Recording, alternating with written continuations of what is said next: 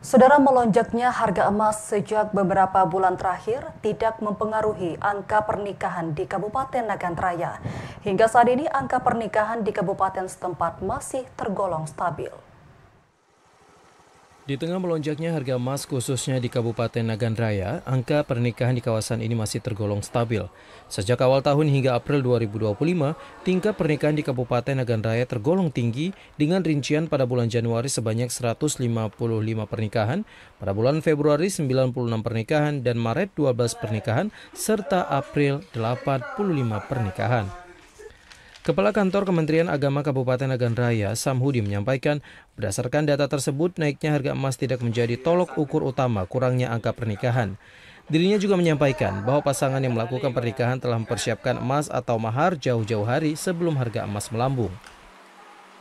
Ini mungkin tidak pengaruh ya, karena ini dari Maret cuma 12 pasangan, hari ini 85 pasangan. Tapi bukan berarti juga artinya kesanggupan masyarakat hari ini untuk membeli karena memang dia mampu hari ini tidak.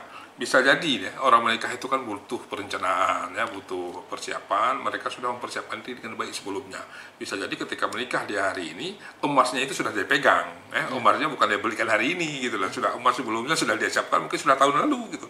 Jadi kita tidak bisa mengukur ini harga emas yang tinggi hari ini seperti apa pengaruhnya ke jumlah orang menikah, karena memang orang menikah itu jauh-jauh hari sudah mempersiapkan diri, sudah punya emas, mungkin sudah punya mahar sebelumnya, jadi tidak dia beli pada hari ini dengan harga emas hari ini.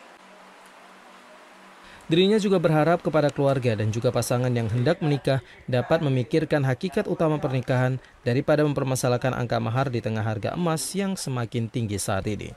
Dari Nagan Raya, Aziz Saputra, TVRI melaporkan.